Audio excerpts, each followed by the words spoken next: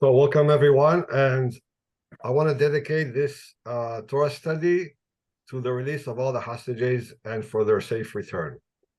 Amen. And it's appropriate because we're actually going to be talking about a certain person who was taken captive in the Parsha this week and what happened to him.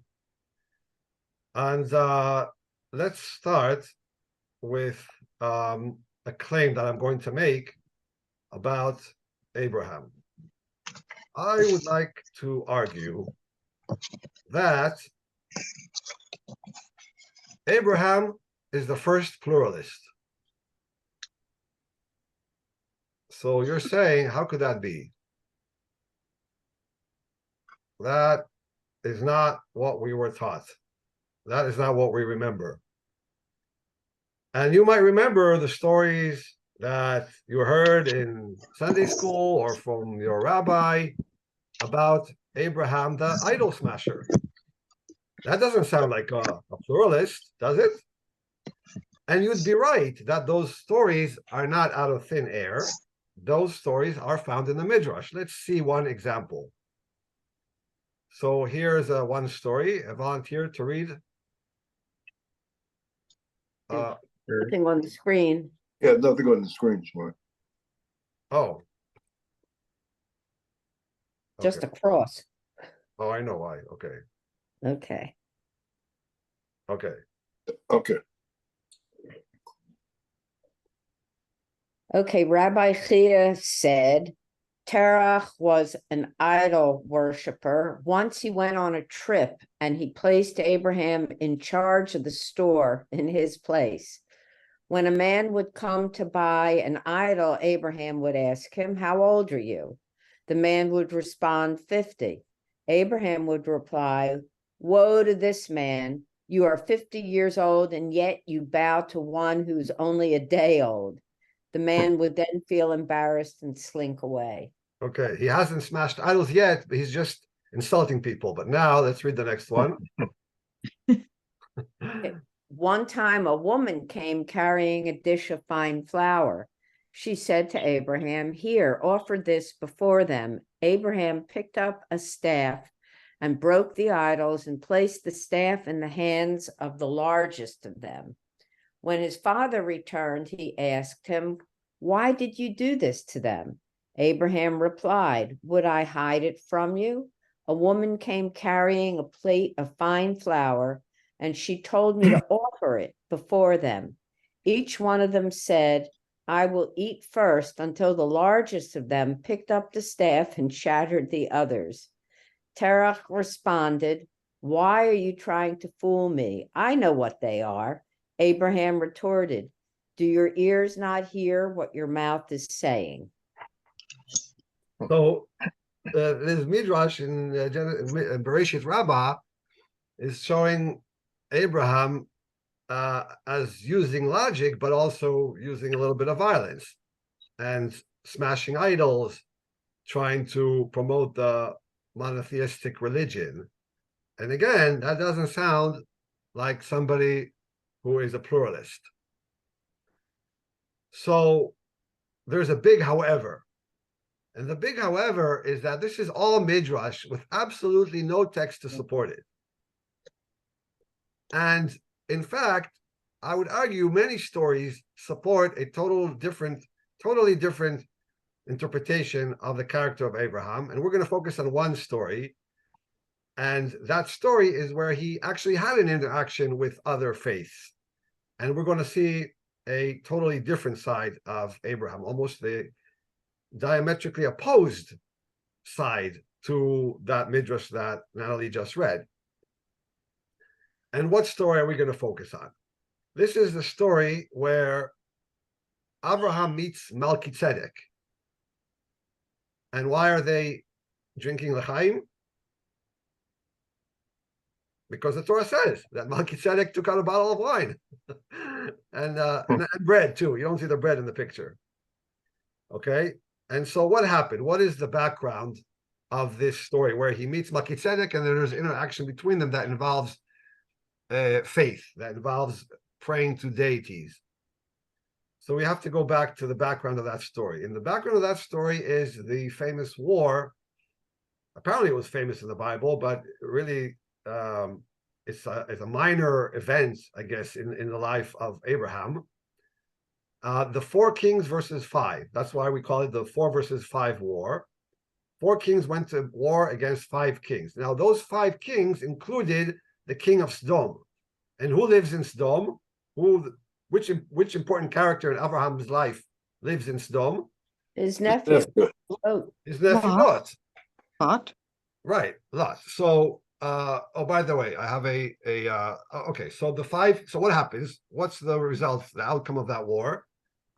The 4 kings win. No, I'm sorry. The 5 kings win. No, the 4 kings win and take captive the 5 kings, and they take also Lot as a captive. And the Torah uses the word nishba, which to this very day is used to denote somebody who was taken captive by the enemy. I want to write it because it's so relevant to our today. The word is nishba. He was taken captured, and the people who are captives are called shvuyim. Shavui is the word, and it's a biblical word from this story. And he successfully raids them or goes on a military operation and frees Lot and the other people who were taken captive. And so this calls for a celebration. But before we talk about the celebration, I want to ask you a question. So the raid was successful, and here's the question: how do we know that Abraham was a wise person? So there's a serious answer and a not so serious answer. So let's start with the funny answer, because he knew a lot. Oh, come on. Okay, but now the serious answer is, think about other times where people in his life were taken captive. What other story did Abraham face when somebody very close to him was taken captive? Sarah was taken captive by the Pharaoh. Right. And then later on by Avimelech. Yet he does not go on a raid. What's the reason? I think it's a very simple explanation.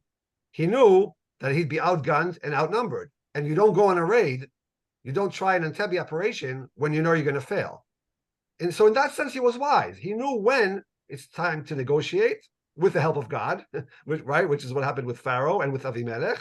And when it's time to conduct a military operation and free the captive. So you have to know your enemy, and you have to act wisely. I think that's an important lesson for us today too.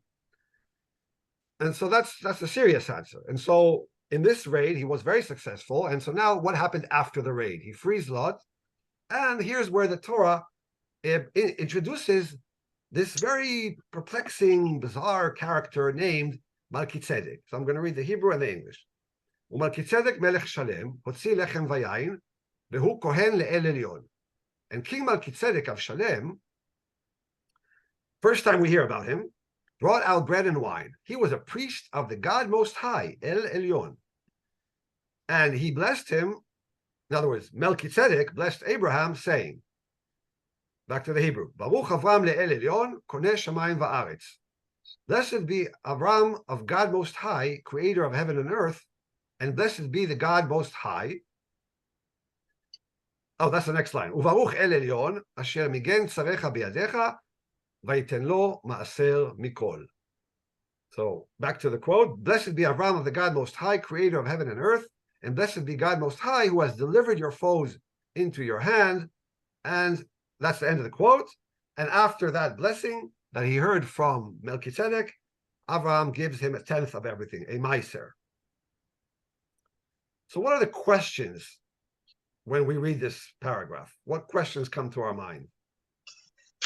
Who is the El Elyon? Okay. So who is El Elyon? And who is this Melchizedek? He wasn't one of the 4 or 5 kings. You would expect maybe somebody, one of the kings who was free. No, he's some dude from some nowhere, came out of nowhere. And where is Shalem? What city is that? And also, Jerusalem. does his name Jerusalem. indicate something tzedek, right? Tzedek. So we'll see that in a second. And why does and what is this that he's a priest? Usually in the Bible, it's kings versus priests. Yet here, and what? How can he be a priest? And priesthood comes much later in the Torah, right? This is the first generations after creation. There's no even people of Israel, let alone tribes, let alone priests, Leviim, Kohanim. All that comes later. So this seems to be some international idea of a Kohen. Okay, and then finally, the last question, the third question is, after he gets this blessing, what's going to be Abraham's response? So going back to the El Elyon in the Hebrew, right? You see it here. El Elyon, I highlighted it in red. El Elyon, El Elyon, El Elyon. You feel that it's a key word here because it's repeated 3 times in 2 verses. 3 times we hear El Elyon, and it doesn't seem to us something significant because we're so used to it. Why are we so used to it? Because it's in our davening. Okay, that's right. Baruch atah Adonai Eloheinu v'Elokei Avotenu Elokei Avraham Elokei Yitzchak v'Elokei Yaakov Ha'el Hagadol Ha'Gibor V'Hanorah El Elyon. And we say it 3 times a day for so many years. We think, oh, it's one of the most common names of Adonai, but there's nothing farther from the truth. This is actually one of the most rare names of God. It's the only time it appears in the Torah, uttered by this Melchizedek Melech Shalem, and maybe one more time in Psalms. Maybe we'll get to that later.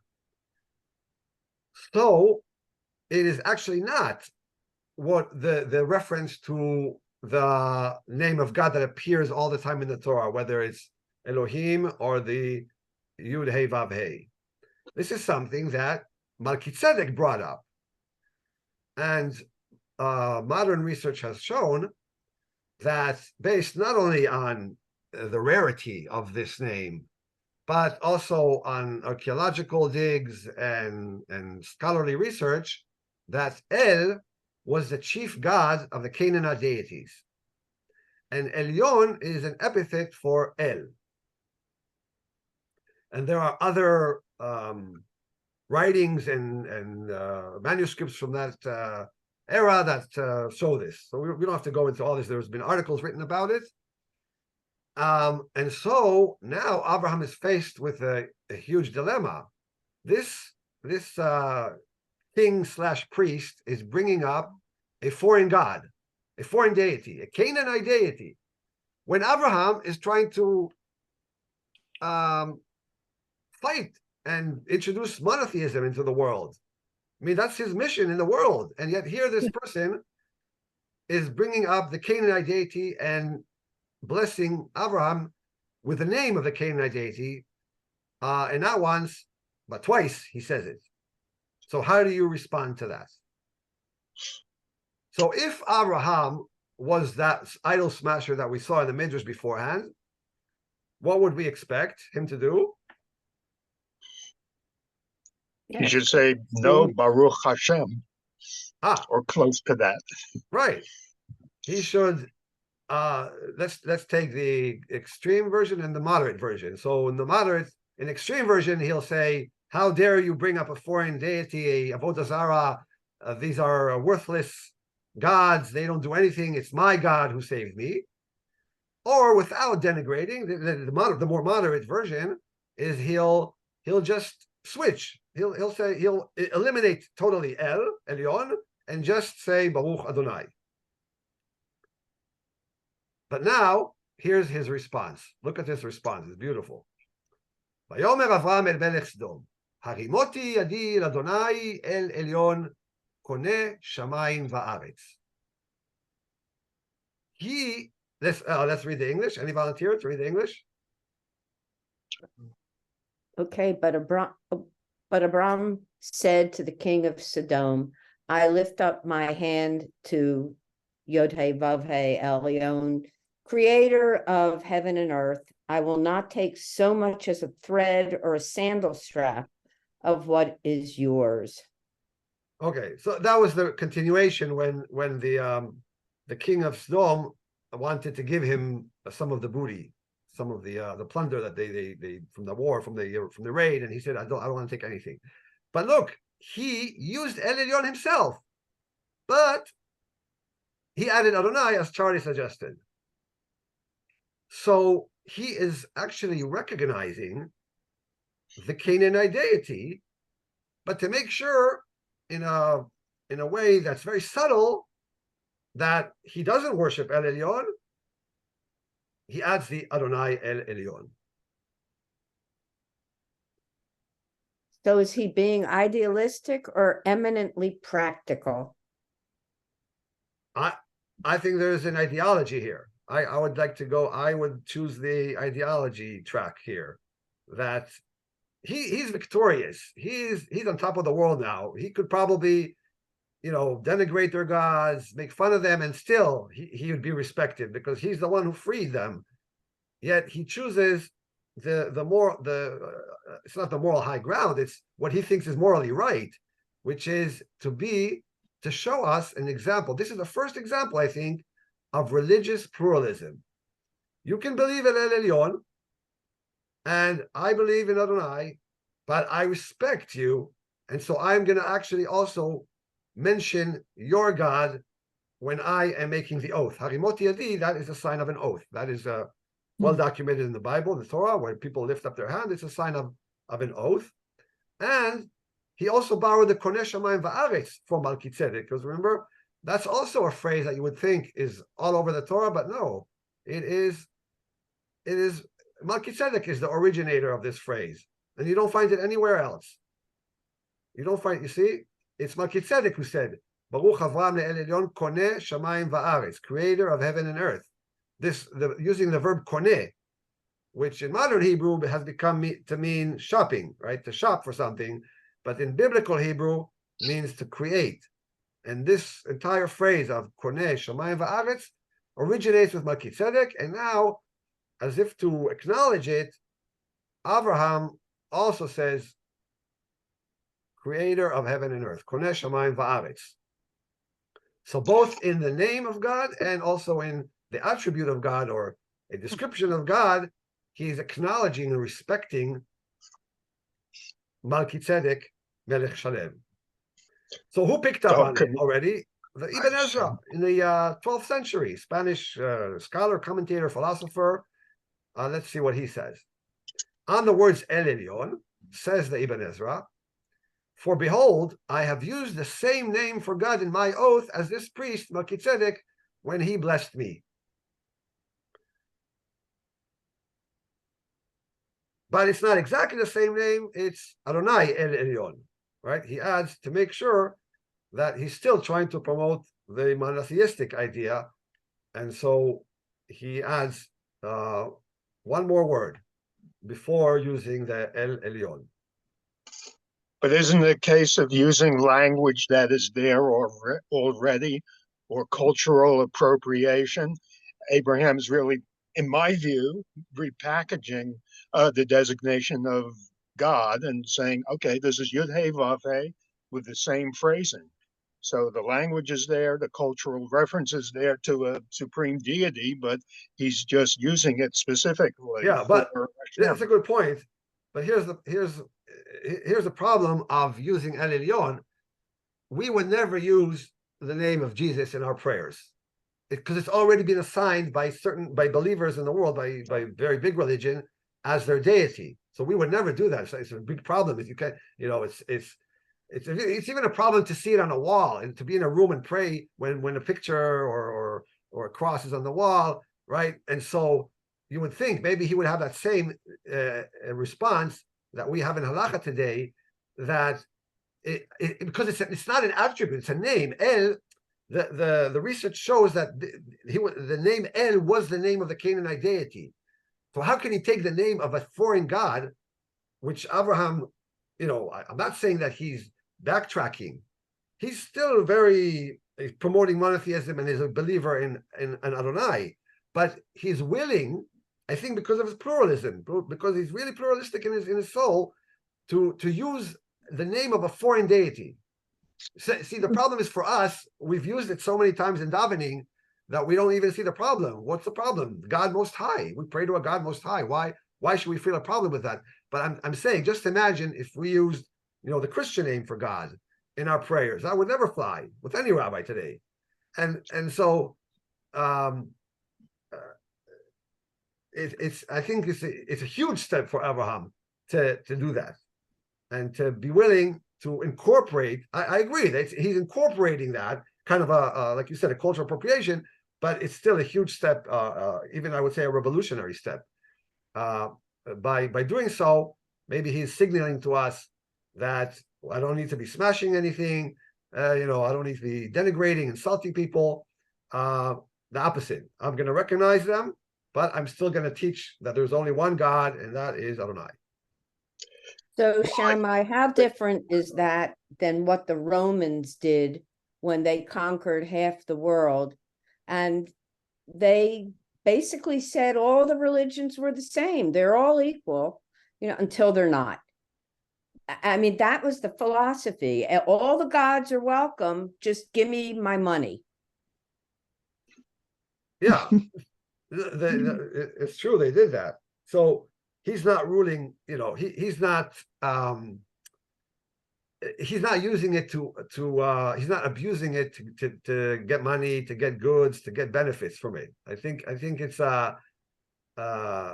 if he would use it in order to get concessions from them, maybe that would be similar to the Romans. But here in this story, in fact, he turns down the offer of goods. I didn't see you how I didn't show you. Actually, I need to show you this. How he was offered. He was offered to take a lot of stuff, and he turned it all down. I want to show you the verses. So here we are. Then the king of Sodom said to Abraham, "Give me the persons, and take the possessions for yourself." And Abraham could have now said, God made me victorious. God brought this great rescue, so I deserve it. Whatever name he would use. But no, what did he say? But Abraham said to the king of Sodom, "I swear to Adonai, El Elyon, God Most High, creator of heaven and earth, that I will not take so much as a thread, and I don't want you to say it is I who made Abram rich." Mm-hmm. So in that sense, he's different than the Romans, I think. Doesn't want any benefits. Okay, so let's go back to the slides here.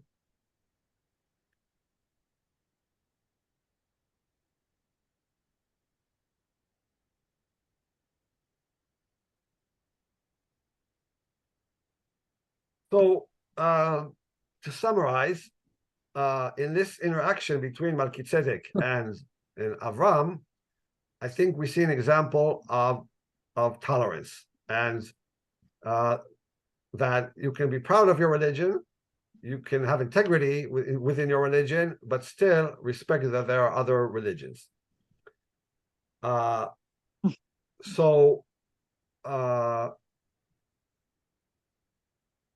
When you do that, I think one of the assumptions that support this really respectful behavior on the part of Abraham is that even though you're totally determined that this is truth, you still have doubt. You still have doubt. There's no, that the truth is not 100% in your pocket. And when you have that attitude, you're able to respect other religions and do like Abraham did. Okay, El Elyon, I'm fine. I'm going to use that deity in my blessing. And so let's see for the last few minutes. We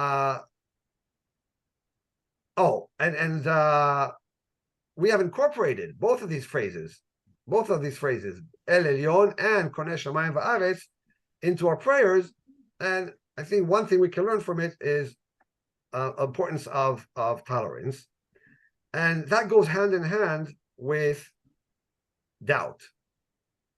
It's always good to have a little bit of doubt. And let's see, one of the great scholars of our time talk about doubt. And now we're going to watch for 2 minutes Rabbi Jonathan Sachs of blessed memory talking about certainty versus doubt. And his words are fascinating.